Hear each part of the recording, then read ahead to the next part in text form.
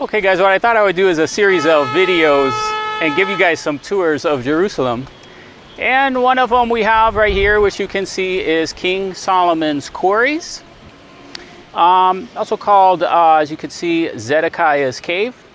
We got our lamp. We're going to go tunneling underground, give you a vantage point where we are.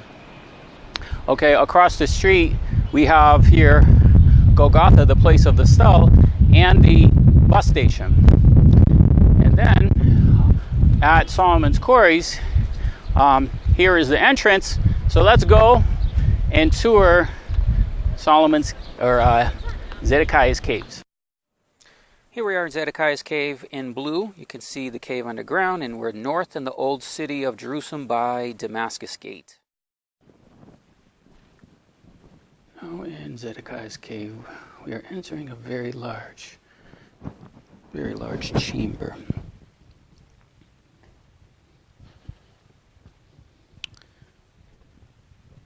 And in it we have some construction here, so it's not allowing us that way.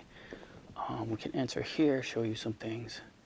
Over here and here it's closed, but it's very, very large in here. You can see the worker there, give you a sense of scale. And from where we just entered, we'll show you the sign. Okay, block the light, see that sign? We'll look at the sign. And then we have two pillars. We'll show you the sign, talks about the Masonic Lodge that meets here. Let's block this light here. This pillar, okay, it's not a, oh, yeah, it is a pillar. It goes all the way around, and then there's another one here. This one has a J on it. We'll look at it closely for Jachin, and this one here for Boaz. Okay. Lots of work and construction here. They're saying the lights are making algae grow on the walls. Okay, but let's look at this this sign here so we can see what it says this is. All right, we have a Freemasons Hall, members of Freemason Society. Among the many European tourists and visitors who come since 1854. Okay, so this is where they, a cave where they popularly viewed the quarry by King Solomon in the building of the first temple. The Freemasons have held their traditional ceremonies during the past century in this main chamber.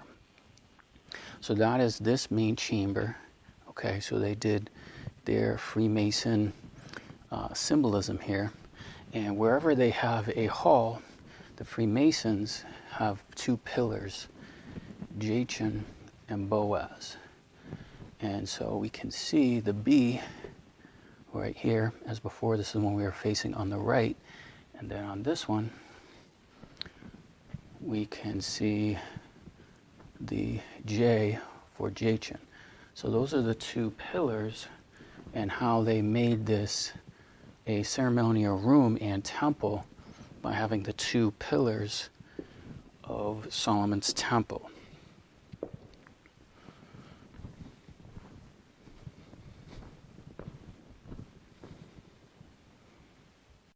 And we have some construction going on here. So we can't quite get to it right now, but back behind this wall here is something called Zedekiah's Tears.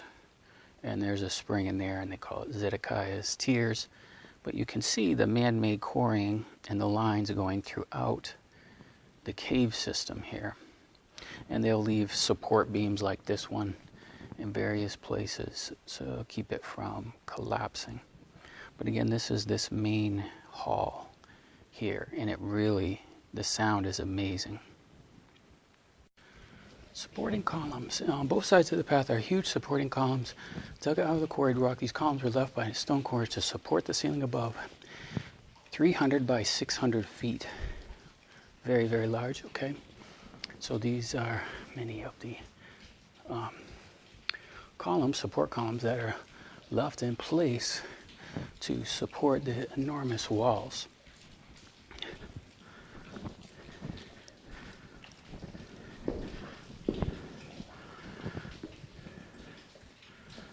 And then, as we walk here, you can see we have a sign. And in this sign, it's called Zedekiah's Tears. So it wouldn't be Jerusalem without some kind of mythical story. The rock ceiling above the cave has many cracks and carved openings throughout. The water drips down in a small pool known as Zedekiah's Tear. The legend tells us that the source of the water is the tears of King Zedekiah, shown by the capture of the Babylonians after the destruction of the first temple. As we go in here, this is the little pool.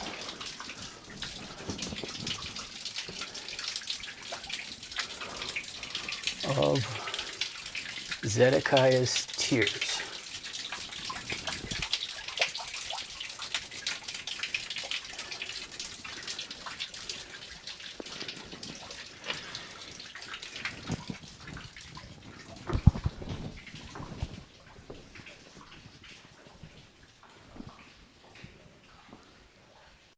Now, much of the caves in here look like this, where you can see debris and collapsing that comes down and just fills the area below. Lots of little places to go in and out. You can go in there and it loops back around somewhere else. But this is the main area here.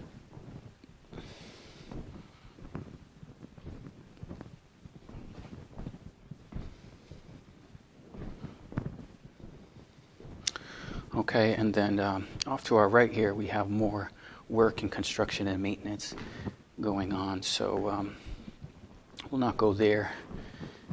But I wanted to show you, we do have some of the original wood here.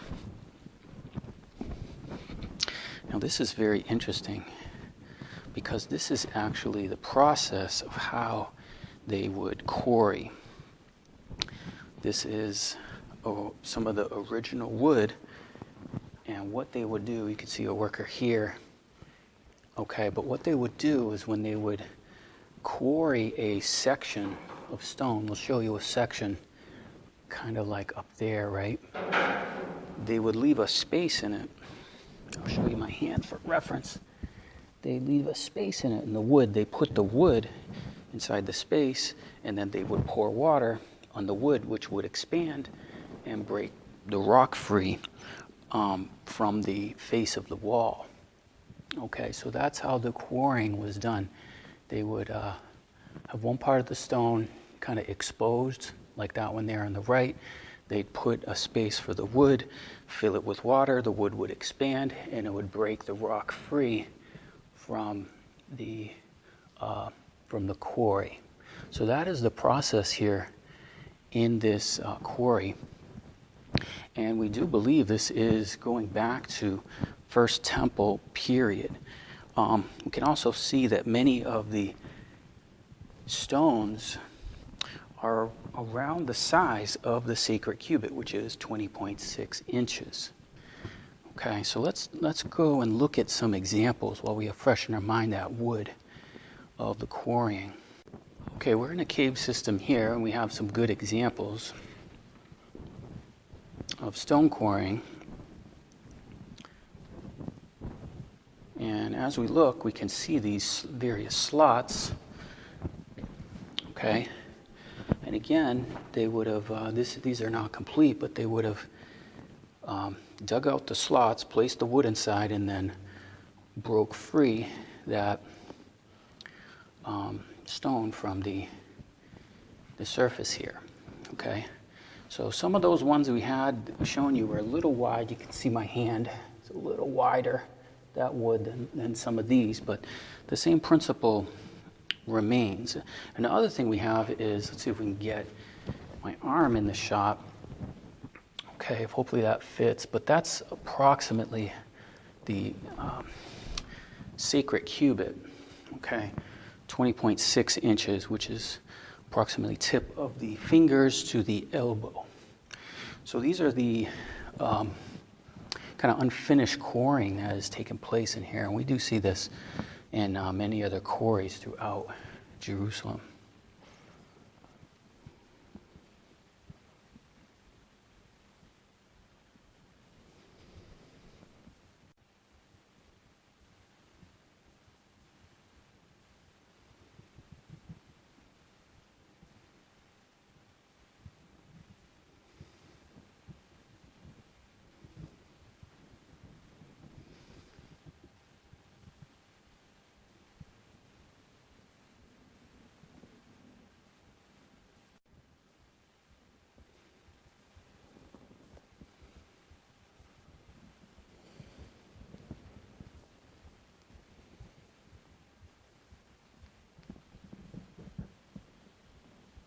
Now here's a section where they call it a challenging trail, and definitely you want to be careful here. And any tourists that do come, you can see there's requirements, suitable shoes, headlamp, and it's probably best that you get a guide to do this, just so just to be safe. But this is another section of the cave, okay, which comes out through there. And again, it is marked by this rope here at the base of the sign. And you will need, proper lighting and everything. There's sections of it that, you don't want to be in nice clothes because it gets dirty. But there's just something about caves that people are fascinated with. Brings out like the kid in you, like what is under the earth, So it's just a labyrinth down here of different sections. You can see the quarrying there. I apologize for the lighting and the poor quality of the video. It's the best I can do, but you can see clearly all the quarrying that is done, all these lines. Okay, and this whole section is all quarried out. There's certainly natural caves throughout this, but there's huge sections, and it's very nice stone because it's very soft. And then once you remove it and expose it to the sun, it hardens.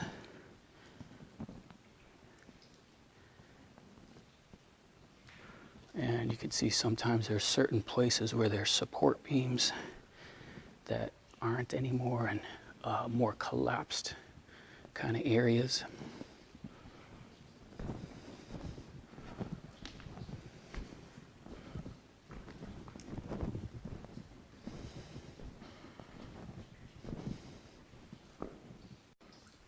Okay, and then we come to an end, and it says, "Do not enter." And that is see the light over there is the larger caverns.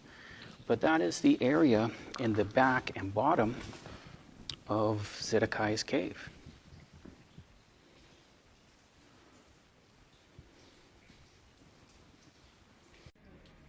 Okay, here we have the plaque. The cherub carved figure was here.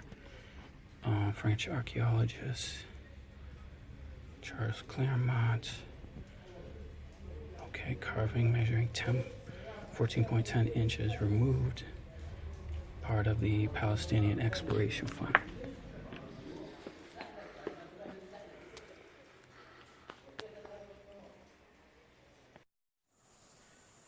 Here's a still of the sign of the cherub carved image, and this is what the image looks like, which is kept in London. And then you can also see a wall that Ramwai is standing in here, and let's take a closer look at this wall.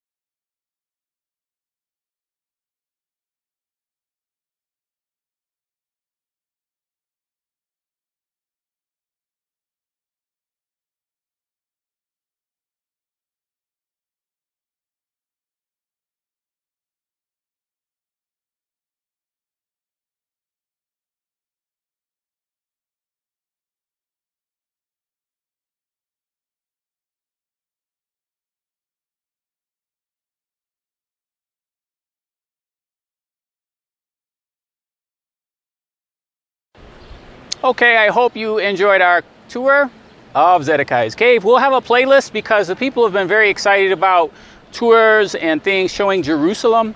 So I'm gonna try and piece together some messages and videos to share Jerusalem with you. We're right here outside the northern wall. Damascus Gate is over here. And we're gonna give you a bunch of tours in different places throughout Jerusalem. And we'll bring you here to Jerusalem. Okay guys, thanks for watching. I'm gonna create a playlist. We have some other videos, so thanks for watching, and be sure to check out some of the other tours.